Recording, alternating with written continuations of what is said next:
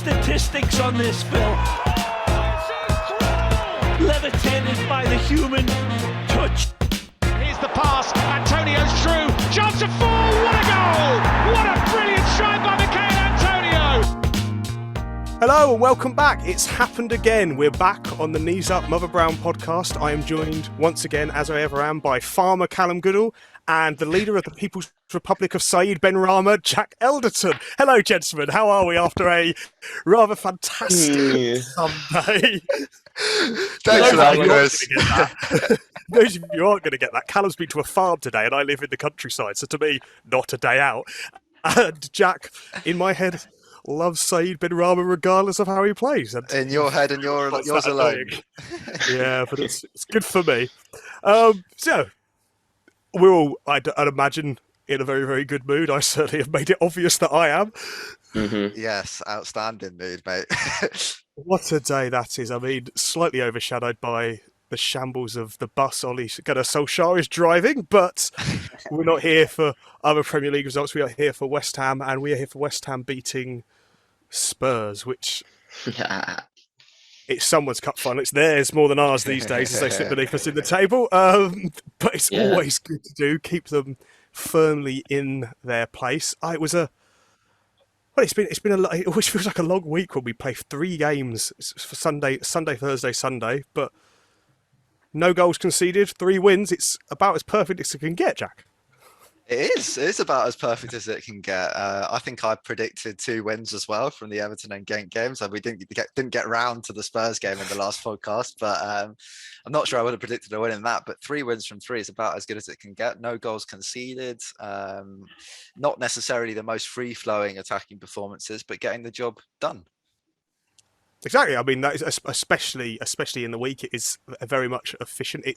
We will get to that game, but it does certainly feel odd to be comfortably topping a group because we are in control of ourselves. But it is Tottenham first. I suppose first thoughts before I crack on to any specific, Callum. First thoughts on today. Unreal. Yeah, I'm buzzing. It's like you said. It's always nice to beat Spurs. Seasons ago, I would have dreaded going to watch West Ham Spurs because I sort of knew what would happen, and now it's kind of come into it with quite optimism, to be honest. I wasn't that fearful going into it. I think the only concern I had was that they decided to rest all 11 of their players midweek, and they still lost. That worked. Yeah, no points. 2 games. Yeah, but no, yeah, pleasing performance. Like you say, it wasn't the most exciting fixture that we've seen in recent weeks, but I think one thing that we've started to notice out of this team is our ability to grind out a win when we need to and just manage games, which is something we've not really been able to do that well in the past. Like under Bilic and Pellegrini, there were so many times where we've thrown away leads and just like capitulated more often than not. And now I think especially with the arrival of Zuma as well, we go up and I don't fear that we're going to chuck that lead away. I know that we can control it, and today we showed that. It was gritty, but it was assured. Very happy.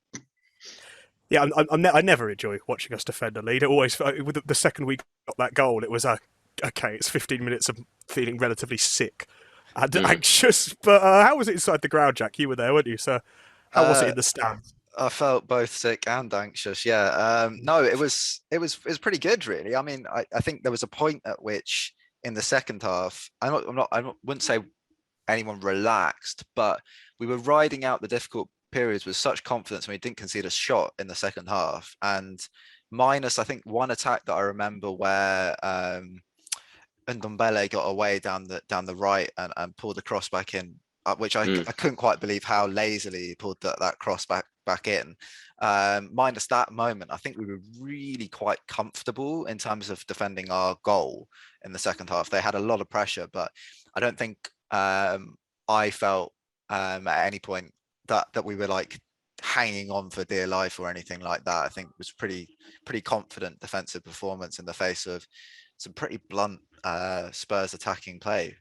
Yeah, I think we did stand up as a unit at the back. There was certainly, I mean, it was one of those games where maybe you couldn't point out, especially with the centre-backs doing anything magnificent, but the unit of the defence seemed very controlled and certainly in charge of what they're doing, which I think is a big compliment to Ben Johnson, considering he's come into these games, last 3 games, kind of ushered in to replace Soufal. He is young. He's barely played on the right for us, even though it's his natural position. But I'd have thought that was his best performance in the Premier League for West Ham today.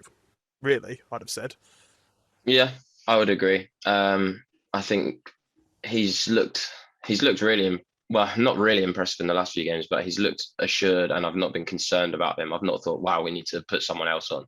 He's been found out. Like, he's done well, and I think the fixtures he's had in the run up to this have probably served him well, because today was his biggest test, really, going up against Son and then on that side, and he bodied him. It was just solid. Like, and I think I don't know how long Soufal's out for. I mean, obviously, whilst I would say Johnson has been playing well, he's not playing so well that he's going to keep Soufal out of the team. But he's definitely asserted himself as the number 2 right back, I think, over Fredericks now.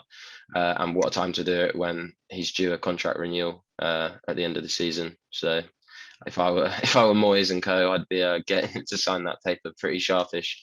Because we've got two academy right backs playing in the Premier League. One we let go because his contract was running out. Jeremy Ngakia, I'm going to go for, played for Watford at the weekend, and it would be awful to see Johnson end up in the same situation.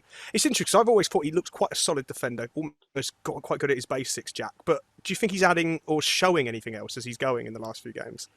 Yeah, well, I think we spoke about him briefly once before and said, we were really excited to see him starting to add some line-breaking passes into his game, looking for passes into Antonio from the right flank, which is really, really exciting to see that developing. And yeah, I think he is developing the attacking side of his game. You would say after the games against Everton and Spurs that there were moments where you think perhaps he still needs to work on his final ball quite a bit, and he's doing very well actually at holding the width and being in the right areas to be able to attack the box and get a cross in. But when it has come to delivering those crosses, not necessarily delivered with the quality that we might expect from, for example, Soufal. But yeah, no, I think he's shown, as we know him to be, that he's a very, very solid defender, and very comfortable slotting into the back 4 at Premier League level, and doesn't look phased by anything really that he comes up against, which is really exciting for someone his age. And he's got plenty of time to work on and add to the attacking side of his game. Yeah. I mean, is there anything you'd add to that, Cal? Anything you noticed in particular? Because it's just quite impressive, quietly impressive in a way. Yeah, I think defensively, yeah, definitely solid. Just looking at today's stats, he won 100% of the tackles he made, which is, I mean, what more can you want from a defender, really? Like, he didn't get dribbled past at all, which again, particularly at fullback more so than centre back, that's a stat that you tend to see.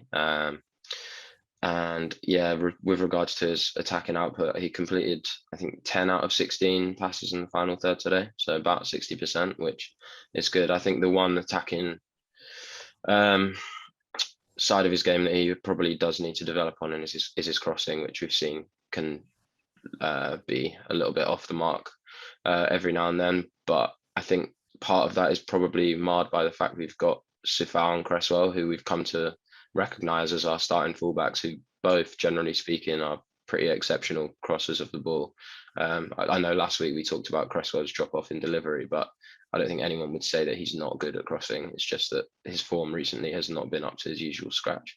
At least not up until this week, anyway, where he's exactly. kind of just jumped straight back up. His delivery, his set-piece delivery has always been spot on. It's more so the sort of live play crossing that's been a bit hit and miss recently. But I think that's probably because, as is the same with any player, once people sort of start to work out what you're about, and we've talked before about Cresswell loving to take this touch out of his body, so I think recently he's been afforded a lot less time out wide to whip that ball in, because everyone's identified what a weapon his left foot is now. Like the amount of assists he got last season, it would be negligent to not press him a lot more, which I think has probably caused that drop off. But yeah, no, Johnson really good. And I think one point that we talked about pre-pod that we all loved was that sort of butt-gusting run down the right-hand side when Johnson picked up the ball, knocked it past Brian Hill and said, yeah, let's have a race, and just absolutely battered him for pace, and then used his upper body strength to just keep him off and keep bounding down. And it's that sort of, it's not even skill as much as it was game management. Like at his young age, he recognized that time in the match, the 3 points that we were trying to hold on to, and sort of the fact that he knew to try and do that, get up there. It's all about the team. It's all about guarding this against complacency and stuff. And yeah, I was really impressed today. Bodes well for the future, definitely. I suppose with the positives of Ben Johnson, it was an interesting game because we dominated early. We started well again. We started at the same kind of pace we started against Everton. I mean, Everton, if we go to that, it was a breathtaking start, and we weren't quite as good as that. And then dropped back, and really, we were the team that snatched the goal, and that looked like it was going to be a 1-goal game. And otherwise, our attack wasn't too fluent. And the man we've pinpointed on that, and I'll go to you, Jack, is Saeed Benrahma today, who, I mean, from what you've told me, you were angrily in the crowd just shouting at him at periods of the game. You set me up to look a right idiot here after that introduction. Yeah. Yes, I was shouting at him for most of the game because it's a few games in a row now where the amount of times that he's losing possession has reached the kind of level where you'd say it's unacceptable. You just cannot, particularly when you're like such a rear guard effort as the second half was. And it's so crucial that when you do get the ball, you secure possession and keep it, even just for a short period, to be able to take some pressure off the defence and allow you to get a few yards up the pitch. The amount of times today where you're getting the ball into Benrahma and he's just trying something that's not on, or trying to do something too quickly and losing the ball in the final third as well. Again, like really, really impressed with the fact that his movement has developed and come on such a long way this season, and he's getting into the right spaces. But just take a touch out your feet to get the space for a shot. Don't shoot and just like clip it straight into the player 1 yard in front of you, time and time and time again. So it is quite frustrating watching him getting into these good positions, and the amount of work you can see that he's put in to be able to notice when Antonio is hitting the channels and to hit that space that is vacated by him. And then he's just continually giving the ball away in these areas. So yeah, not hugely impressive today. Don't think he's been hugely impressive for a few games. And we really need to see more from him. I think it sort of says quite a lot about how Vlasic must be doing in training that Vlasic doesn't get on. I was really surprised he didn't get on against Everton. I'm somewhat surprised that he didn't get on again today. It was. I mean, what I said about him when I put it in my match report, it felt the same in the Everton game as well. He's a player who sometimes he does the hard bit quite well. Yeah. And he gets himself in a position, and and you think now you've just got to do the pass, and he does the simple pass wrong. And today it felt like counterattacks or just positive, just his space. We've had 2 games where we started for 20 minutes hot, and his delivery or his final ball or something has been just shocking. And today in particular, whilst I would agree, he deserves a lot of praise for the way he's adapted to the positional change and what Moyes wants. He works hard. He does work hard, and sometimes he does a lot of Antonio's pressing, Cal, but all of it mostly. well, Mike gets to stand still if he wants. Yeah. Yeah, today he must be close to being dropped, Cal. Yeah, he's got faith in players, but he must be thinking about it at least. I think he probably is thinking about it. I think looking at the run of fixtures we've got as well, like it's probably that City game. I wouldn't be surprised if he's dropped, just mainly for rotation purposes. But it gives someone the chance to come in and make a claim for that place, because it does seem to be a weakness in what is essentially a strong side at the minute, and any manager worth his salt is going to be trying to improve his team week in, week out. And if you've got a weakness, then you're going to try and strengthen it. I think today I was more disappointed than I usually am with Benrahma. He obviously started the season brilliantly. And yeah, his effort, which is obviously very high up on Moyes' list of credentials in any player, is definitely there. He runs around, he presses well, but in a team that is quite happy often to just give possession to the opposition because we're confident in our ability to stifle and nullify their attacking threat and soak up pressure, we need to have someone who is a reliable outlet to start transitions. And whilst he has been that player in the past, today he was not. And I think, I don't know. I don't know what it is. I don't know if he's because he tries too many things. Quite often I've sort of, and I guess it comes with the style of player that he is. Like he is. I absolutely hate the phrase, and I almost don't even want to say it. But what someone would call a luxury player who does very nice, fancy stuff, and he's had games where I think against Everton he had 100% dribble success rate. But I think what it might be is the match IQ kind of aspect, to bring in a basketball term. Like he doesn't seem to have much differentiation between the area he is in the pitch and the sort of acts he tries to do. So if he's in the final third and he's got a man in front of him, he'll try a dribble and maybe a aggressive pass or get a shot off or something, which you can afford to take those risks in the final third, because if it doesn't come off, you're losing the ball in a fairly low pressure situation, or you might have an attack that doesn't end in a goal or a shot or something. But when we're breaking out of our own third, he's still trying to do the same stuff. Like he's trying to dribble past the man who's pressing him. And whilst you shouldn't really be willing to lose possession in any place on the pitch, the one place you really should not be losing possession is in front of your own box. And I think it's that sort of intelligence that he might need to sort of read the game a bit better, depending on how close the match is as well. I mean, we were 1-0 down and we were getting pretty penned in towards the end. Like, I think just play that simple pass rather than trying to dance around someone. Yeah, I don't know. I think maybe he probably should be worried a bit about his place in the team just for the next few weeks or so, because if there's one position on the pitch where we have ample cover, it's probably his. We've got Lanzini, we've got Vlasic, we've got Fornals who could shift in there if we wanted him to. And I mean, it's not going to happen. But even Danchester's came on the other day. Like he's in and around the squad now. Shout out Danchester's. But yeah, like I mean, it's not like he has the luxury of, say, I don't know, an Antonio or something who might go through a dry spell, but we've got no one else to come in and cover. So as long as he's fit, he's going to start. With Benrahma, we've got players that can come in and that are champing at the bit. So I think, yeah, I'd maybe be concerned. I should make sure we don't dwell too much on the negatives. That's kind of my job, I guess, is to do the presenting part of this. And there were a lot of good things today. I mean, it didn't feel like it because I feel like the last few games, and today in particular, it wasn't a great performance. And it's to our credit that it didn't have to be. We have foundations in place, and that was the defence today, and the imperious Declan Rice in particular in front of them, and Souček as well, who battled in there well and has been better the last few games.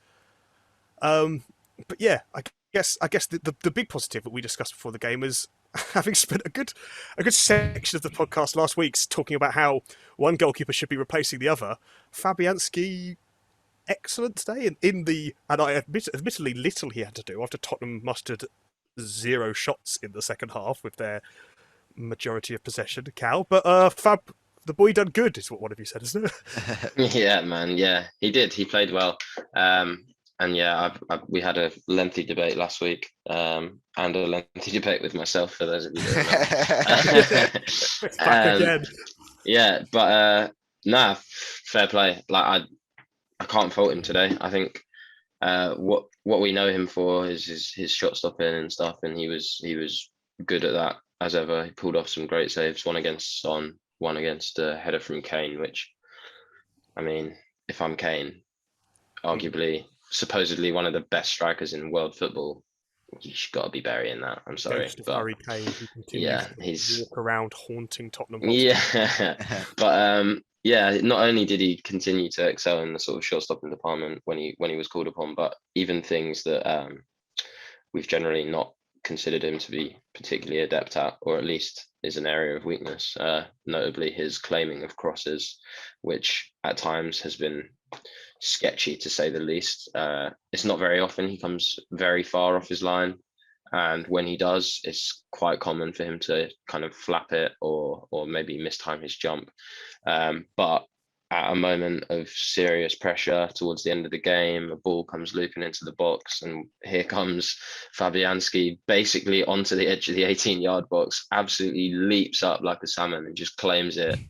Like it would have been easy. I would have probably commended him even for just punching it away. Like it would have still been good goalkeeping if he just came out, got rid of that ball, got the danger, but he actually caught it, claimed it, and like just slowed possession down, lied on the floor for a bit, boiled some piss. Like it was great. Like it was brilliant. So you know what? Like I do still think Areola is a great keeper, and I think moving forward, yeah, he's the one. But yeah, what a great performance from Fabianski today. I've not got much more to add to that, to be honest. What I liked about that Kane save was that he refused to let himself fall to the ground. If you watch that replay again, he tries to push his foot out in case that's falling down on top of him. So he's pushed up for the save, dropped, and then tried to and I don't know how it's physically possible, push himself back up again on that one foot. And the other thing was there was a few times where Kane and Son were doing their classic one runs wide, they're looking for that ball across, and he was. I don't know if that's because he's used to playing against them now, but he was so clearly aware, Jack, that he was getting out and cutting off those avenues for the pass across. Yeah, sharp off his line. Sharp when dealing with crosses, even though we've criticised him for it before a couple of times as well, diving onto low crosses that were coming across the box. Did that really well today. The one late in the game was really crucial and really important, and something that we just don't usually see from Fabianski, and that was really, really pleasing to see. And then shot stopping too. So across the board, pretty excellent goalkeeping performance. And you know, I don't want to do this every week, but vindicated. Yeah. We had that argument last week about Fabianski versus Areola, and yeah, and I think, like I said then, I still think he's got to do more to lose his place. I still think he's a really, really good goalkeeper. I think he did have a period of not great form, but I didn't think Areola was performing to some kind of exceptional level in the Europa League that meant that that he deserved the spot. I think we've seen a few shaky moments actually from Areola in the Europa League. Well, that's exactly where we're going to link the two, because it was in that game against Genk that Areola had a chance to, well, at the very least, just prove he can keep the ship steady, and not quite. I mean, as I've questioned, I think I typed at the time, who runs off their line 10, 12 yards out of goal to try and claim the ball, 6'7" man mounted like Odeachu. Areola does, and he didn't do it very well, did he, Callum? Nah, man, he wasn't great, and I don't want to come out here and start slandering Areola because I've been his biggest fan since he arrived. But there's only so much credit I can give him. But yeah, it was bizarre. Some of the decision making was just very, very sketchy, and I think that's, as much as I do like him, I think that's almost a bit of a trend in the few times we have seen him. Like I remember seeing him, I think against United, he made some questionable decisions, like on saves, slapping it out, and then, to be fair to him, then pulling off a worldie of a save to keep the ball out of the net. But you wouldn't have to make that save if you didn't make the dodgy decision in the first place. But I guess the flip side is he's yet to concede a goal in a West Ham shirt. So you can criticize him, but also, like, if he's kept the ball out of the net, then he's kind of done his job. Obviously, part of the credit for that is not just the goalkeeper. Like we've had a really impressive defense for the last few games now. Yeah, I think we've seen the quality of the rotated defense really shine through in these games in Europe. It's like we the Zagreb game, I think we did play very well, but in the two games at home, I don't think we played very well at all. And even despite not really being at our best, I think we've looked pretty comfortable for most of those games. There were moments in the first half against Genk before the first goal that Junior Ito was getting in behind Cresswell like repeatedly, and it was starting to get a little bit concerning. And obviously they had the disallowed goal as well, which, you know, so they did threaten us much more than either of Zagreb or Rapid Vienna. But yeah, no, like just confidence, and in the end looked kind of easy by the end of the game. So yeah, really impressive. It's really interesting that you look at the notes we'd made to discuss, and peeling back the curtain a bit. We do make some notes. This doesn't just naturally entirely podcast. We actually have some ideas before we speak, as it may sound as I present them. But there was, I mean, in a way, the notes we had to talk about aren't about anything we did massively. I mean, to some extent there is. It wasn't about the performance as a whole. It was little things we noticed that caught our eye, because actually it's a positive thing that these games have kind of got to the point where they've looked a bit so easy we don't need to talk about them too much, because it's just happened like that. I mean, it's not good in that respect. We should be able to dominate these games, and it does. I do watch these games a little bit and get a little bit annoyed, but then we are resting and making 6-5 changes, however, especially up front, that is going to affect rhythm. What we did do, however, and what we have done in this week block since last week, the return of set pieces. It has been the return of the West Ham set piece, and I mean, Cresswell. I think actually Bowen and Cresswell. Bowen's curled in corners lovely, but it was Cresswell on Thursday, wasn't it? Who stepped up back. I mean, the ball to Diop, almost one of the most simplest goals I've ever seen. Diop walked from an area towards an area. The ball went over one player and into the area, and he headed. I mean, it was either look at you think these aren't very good, these players, and we're playing against, are we? Yeah. But I mean, set pieces have been crucial this week. That is a winning goal against Everton, a winning goal against Tottenham, and breaking the deadlock and getting 2 goals to 3 against Genk. So set pieces are back, lads. Yeah, very much so. I'm very pleased to see them come back. It was very, very crucial in the Genk game. I think we said that prior to the match, Cal, that we expected that one of the weakest teams in Europe at defending set pieces. Frankly, they are tiny, minus Onuachu. Like, they're just quite a small team, and that makes it difficult for them in the first place. One of the interesting things I noticed actually in that game was them obviously knowing that they weren't very good at defending them, knowing that we were very good at scoring them from them, and deciding, well, we'll probably not take them on by sticking 11 players back. What we're going to do is we're going to put Ito and Bongonda really high and wide on the halfway line and see if that forces them to not put as many players forward and therefore be less of a threat from set pieces. And I really enjoyed that our response to that initially was to send Dawson back, and then Dawson sort of walked forward and went, Yarmo, I'm sure you'll be fine. You ain't going to score a header, come on. And Yarmolenko went back on the halfway line. Actually, they cleared that first one, and Yarmolenko did a really good job of screening and stopping it from getting through to Ito or Bongonda. I just thought it was really funny that they tried that. And obviously it didn't have the desired effect, because we did go on and score 2 goals from set pieces. But I think there's been a little bit of fuss about, like us not necessarily having the quality from set pieces. The delivery's been on point all season for me. The deliveries have been there all season. I think teams have defended better against us from set pieces in the Premier League generally. As I think Moyes said after the Genk game, you just come up against better defenses from set pieces, bigger strikers who can head balls away at the near post, so on and so forth. Everton was really interesting, us targeting the near post, because they didn't have Calvert-Lewin or Mina to set someone up at the near post to head things away. We clearly targeted that area, and that came off eventually for us in that game. Genk, very, very simple, just 2 good balls into the box and just being a lot bigger than them and attacking areas, like you said, one of the simplest goals we've seen. And then Spurs, again, just a really, really great delivery into the box, terrible near post defending, awful defending from Kane. I'd love to know what was going through Harry Kane's mind, but I don't think it was football. I really don't. I just see the point. The lad was somewhere else, and unfortunately it fell to him, and he didn't really care. I think it was Jonathan Liu that wrote, just fancied giving Antonio a nice hug. Just a bit of a cuddle. Oh, he probably just needs a cuddle. He said, I could be in Manchester. Here comes the corner, swung in, flipped it in, and West Ham leads, and the touch was from Ogbonna. On to the Everton game, which we won because of a set piece.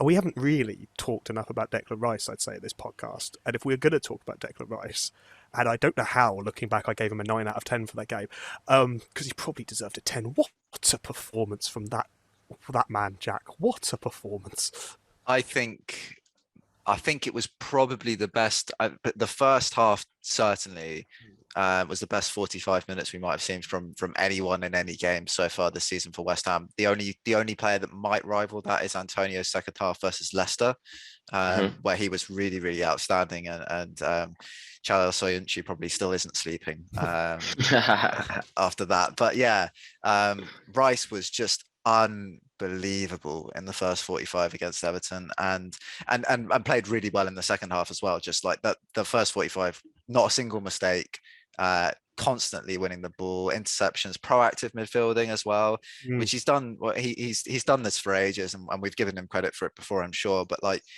before things even become an issue, he's taken the right steps to be in the right place to stop a pass that's going to create a chance or going to get Everton through the lines, or whoever it is through the lines, but particularly in that game was just outstanding at it. And yeah, ball carrying as well, just like driving the ball up the pitch and creating chances with that as well. The energy he showed when Souček came off, and it was like, oh God, we're going to have to deal with this period where Rice is going to have to do two people's running, and Souček does more running than anyone else in the whole league. So how's he going to cope with that? Absolutely fine, by the way. He can do that job on his own, apparently. It was just unbelievable from start to finish. And actually in all the games, exceptional performances from him. He was brilliant against Spurs again today. Yeah, it's hard to put into words. What impressed me most in that first half was we were good in that first half. We were good in that first half because every time the ball went out, Declan Rice was there to give us the ball and put us going again, and he would do it in one pass. And he's a good. He doesn't just pass sideways; he can pass forward very, very smart. His confidence is up as well. But it's interesting. We've discussed the balance, haven't we, Cal, about him and Souček? And I think in the last, maybe at least the last two Premier League games, whether or not against Genk, you could agree, they've slightly switched again. It looks like Souček's doing more of the kind of hustling, bustling, and Rice is, he's showing why he's, for me, the best defensive midfielder in the league, at least. Yeah. I'd agree. I think it's, like you said, it's difficult to put it into words, but it is easy to put it into numbers. That's why we're here. No. Unreal. Just from the Everton game, 10 interceptions, stupid. 7 progressive runs, 95% passing accuracy and 100% passing accuracy for passes into the final third, of which he had 9. So that is just ridiculous. I think that sort of links back to the coaching staff as well. Like, I think I don't want to just give credit to Moyes. Obviously, it goes to everyone. They all do their bit. But I think one of my biggest criticisms of Moyes last season was probably his rigidity when it comes to tactics. Is that a word? Rigidity? We'll go with that. And his unwillingness to sort of change and tinker as the game went on. Like he'd often stick to things, or he would refuse to change things in the game, even though it was glaringly obvious from the fan point of view that something needed to change and what that change should be. Whereas this season, I think we've seen him tinker a lot more, like tailoring to different oppositions in respect to how he actually sets the team up. So against Everton, telling Rice, which, having just read those numbers, it sounds ridiculous to say, but telling Rice to take more of a conservative, deeper approach and let Souček attack that box like he did last season. Despite the fact he still had 7 progressive runs, it's just that's just testament to what a player he is. And that was obviously because in the pod previously we'd spoke about the threat posed by Everton on the counter with Townsend and Gray, and Rice needing to be there to break those moves up, which he did to great effect, 10 interceptions, and also to sort of marshal Doucouré's late arrivals into the edge and in the box, which again he did amazingly. And then it also gave Souček the license to sort of attack those late balls that we put into the box, which he also did. And it just, not only does it give us a bit more fluidity depending on the situations, but it also makes it a lot harder for the opposition to plan in advance of the game, because they don't know what version of our midfield they're going to get. Like if say Rafa had watched us for the season so far, he might have been like, okay, well, this season Souček's playing a much deeper role, so we don't need to worry so much about his threat in the box, and Rice has been given more license to roam threat, and then just like that we switched it up. And the whole planning just goes, oh shit, we didn't plan for this. And it's like, wow, okay. And having that option is really reassuring, because I think we've often had question marks about the balance of our midfield and is it too defensive, or we'll get caught out here and there. And now I think the two of them have proven that they can do both jobs effectively. Like Souček has this season improved his defensive outputs, like we talked about, and his passing, so he can play that deeper role that we've seen Rice play. And Rice has just proven that he's an absolute beast carrying that ball forward, and his creative output is just surprising. Not surprising because we watch him every week, but alarmingly good for someone who's meant to be a sideways pass merchant that can only play in defensive mid. It's just brilliant. It's brilliant. And And fair play to the coaching staff for sort of realizing that and being able to change it mid game as well, like in game scenarios, just game management, like recognizing when to make those changes and when to maybe have both of them sit back because we want to control the game even more and get these 3 points and stuff. And yeah, it's really good, really assuring for us as well going forward. I mean, I did notice today, actually, just to jump back, it's 8 tackles today, and that's pretty a pretty high number in midfield in games where you've got people betting if people are going to have 2 tackles or not. I mean, he's made someone probably a lot of money if they've been ambitious today. It's an interesting, because I'd say we've had 2 games in the Premier League that realistically, if you said they were, if you take out the big chance, and obviously that's a big if that you take out the big chance that wins us the game because they're what win us the game, but otherwise would have been reasonably fair draws, and which I don't know if you take that as a positive because we've taken I think Everton, I think we were fine, but I don't think we were great. Personally, if that game had ended and that had been a draw, I don't think I'd have been too fast. Obviously, we scored that big goal. You have to take that out. And I thought today, I disagree with you. I think both games. I think if there was a team that was going to win it, we looked like I think if there was a team that was going to win it, but you'd also, I don't think it would have been a disaster. I don't think you'd have looked at it and gone, "How have we not won those games?" I think you'd have gone, "Yeah, we edged them," but. And I don't think we were great against Everton either. I think we were very good against Everton. I disagree. I think against Everton, we absolutely battered them for 20-25 minutes. And I think we were very unfortunate to not create a better chance in that period of the game that would have led to an opener.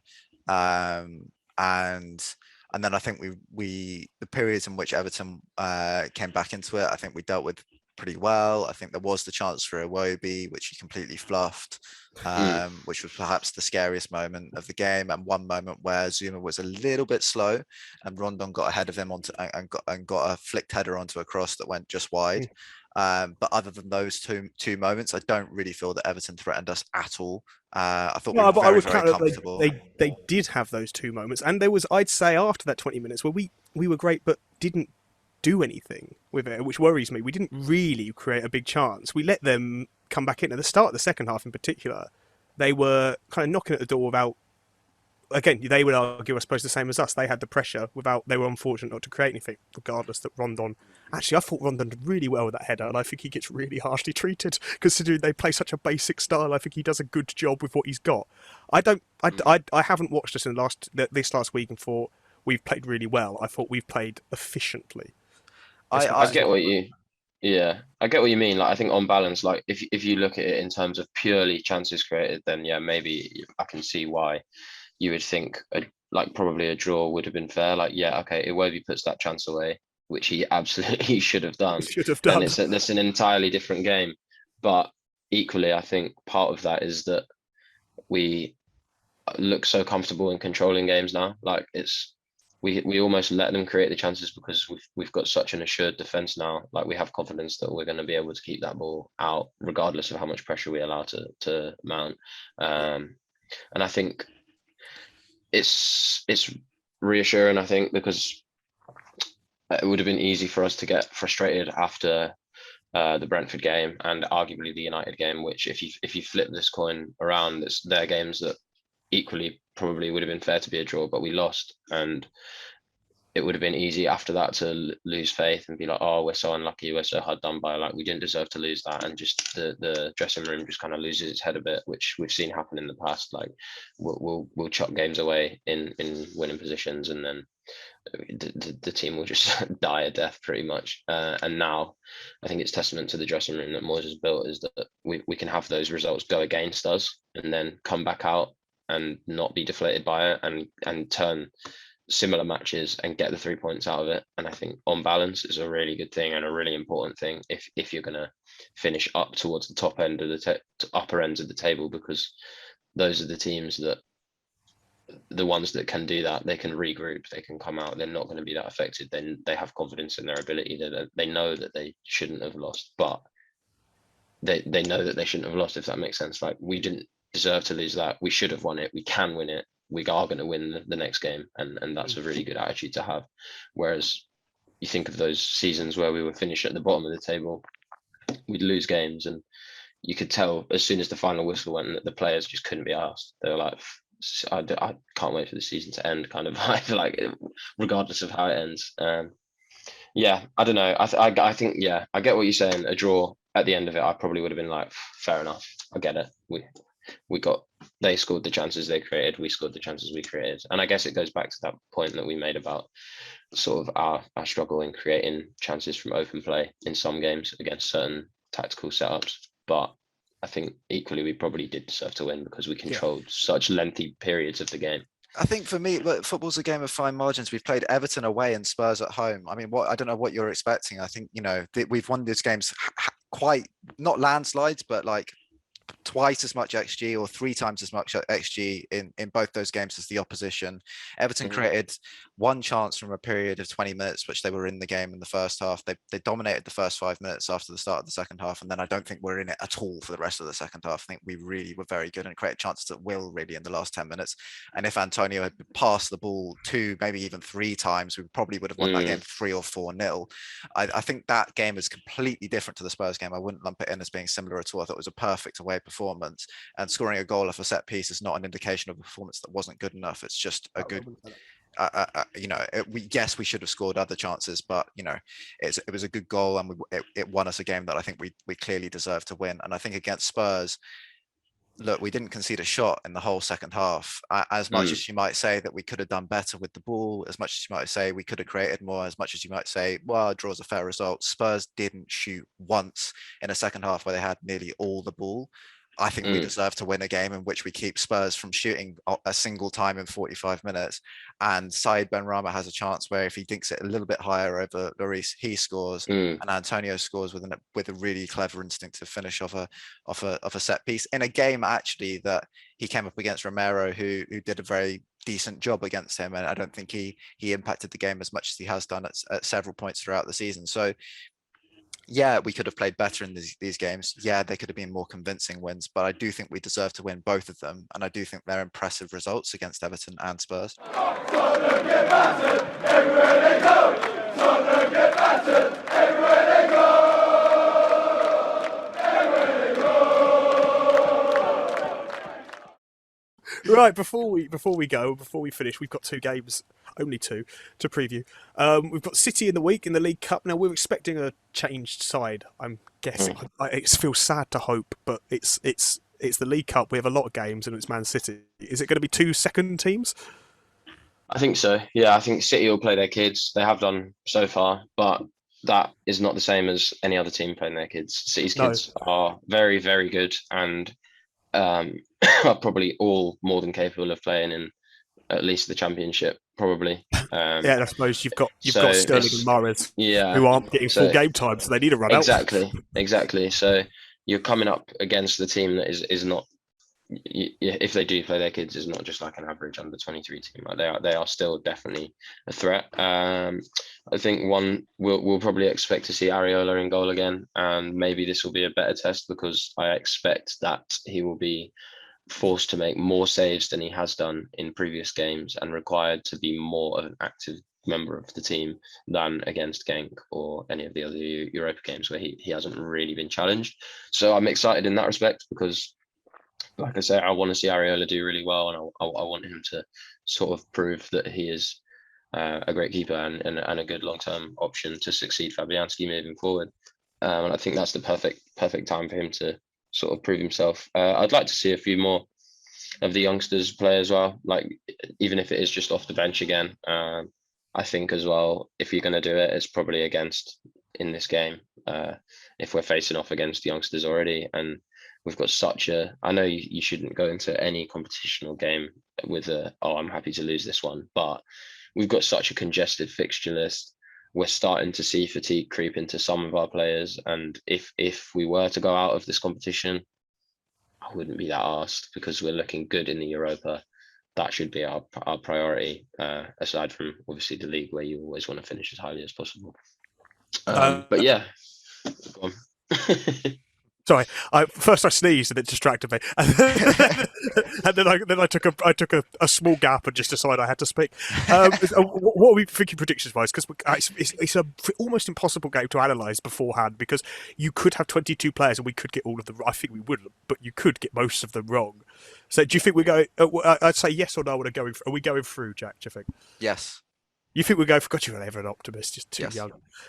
Callum, you go for a yes as well. Yeah, why not? Well, I will stick to my standard. No, we are never going to have anything good happen to us. I really want us to take it seriously. We've knocked Man United out. If we knock Man City out, then we've got a great chance of winning it. That's it. That's it. Come on. I want us to take us seriously, but I want us to rotate and think of the long term. So there's a balance. Yeah, well, rotate the defense. Bring Blasic in, bring Lanzini in. Yeah. Play a couple of the main first teamers. Play Souček and Rice. They can handle that. Yeah, I think realistically, like whilst we're saying rotate, we should have confidence in what our rotation is. Like we've seen our rotation pick teams out in the Europa League. Like it's not like our rotation's bad, and I think in previous years our rotation options have been. So it's fair to just assume, we're going to play a second 11, like we're going to get beat. But that everyone in the team seems to be there.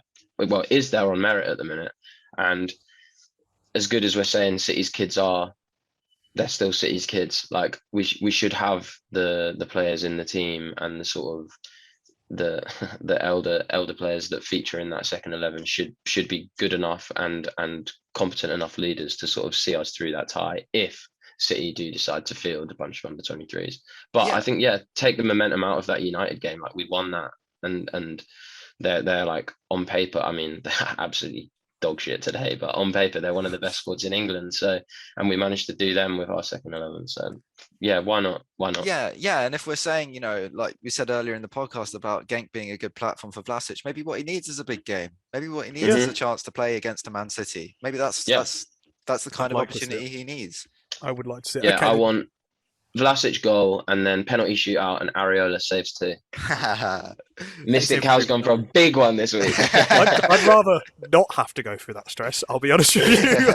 I'd rather maybe you just saved a penalty in the game. Okay. Or just made some good saves. Okay, Villa then. Villa are a worse team this year. Yes. No, yeah, they definitely. are. And I felt like last year when we played them, we made sure we had 2 on Grealish and thought we could deal with the rest. There's no Grealish this time. I mean, I never expect to win, Jack, but... Well, the difficult thing here is that they were so bad against Arsenal that I almost expect them to change system. Yeah. I can't really see them playing with this 5-3-2 again. And if they were playing with the 5-3-2, I would be so confident that we would win the game. But it's difficult to know what it will be like if, for example, Buendia and Bailey come into the first team, Watkins moves to the left and Ings plays up front and they go back to a midfield pivot of Luiz and McGinn. I think we could dominate the midfield area, a la Everton. But it's difficult to know how impactful those players all coming into the first team would be. And I think it's so unlikely that they try this back 5 thing again after being that bad against Arsenal and being just quite bad for a while now, to try and find a way to shoehorn Ings and Watkins into a front 2. That it's quite difficult to predict what the game against Villa will look like. But on the evidence we've seen, like I said, they've been really bad recently. So I would be quite confident, especially given our away form. Yeah. I mean, it is Halloween, Callum. Are you expecting a scare? Yes. Very nice. Very nice.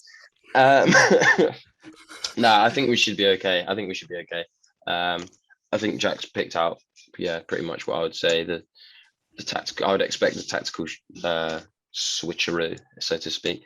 And I think they've got quality in their squad. Like they have got players that maybe haven't quite found their feet yet. But have looked threatening at times. I mean, Leon Bailey's a quality player. Like if he turns up, then he's going to cause anyone problems. Danny Ings is obviously a prolific striker. Like he's caused us problems in the past. Buendia was a bit of a passenger against Arsenal. I think he got subbed off for Jacob Ramsey, I think. But again, he's another one that has the ability to affect a game. So it just depends how they set up. But I think, I mean, our away form has been ridiculously good, and based on the performances we've had recently and the teams we've managed to beat, I think we should be going into that game thinking we can beat them. I think we'd be if we come out not beating them, I think we'd be disappointed, to be honest. And I think Bowen must be licking his lips going into this one, right? I mean, Mings has been pretty bad recently. Looked really shaky against Arsenal, and Target got absolutely destroyed against Watford, if I remember correctly, by Ismail Assar. So there's obviously some frailty on that side of the defence. So, maybe we'll see Bowen have one of his stronger performances. I mean, I'm a little bit wary of rapidly on Bailey playing down the right versus a slightly, you might call him slow, Aaron Cresswell. Considering that Ito seemed to get behind him quite a lot on Thursday. But I'm hearing you're saying it's another pair of wins for you two, yeah? Yeah, definitely. I'll go for the draw just because I'm never going to predict us to win any game. Someone I used to work with is going, so to me that means usually we lose, and that's my analysis. That's where I go. I think that's it then, gentlemen. It's been such a good Sunday. I will leave you with the scoreline of today's game. It was West Ham 1, Tottenham 0. Thank you very much. Goodbye. Right, so we're here in the offices of a Late Late Show with the host of a Late Late Show, James Corden. Hi. Big West Ham fan. Yes. And big knees up Mother Brown man. Yeah. Yeah, I'm regularly on the general discussion page. There's always someone who's got some information, so I love it. Yeah. It's great. Yes, it's excitement surrounded by imminent disappointment. That's what it mostly is. Get on the forum at kumb.com. Come on, you irons.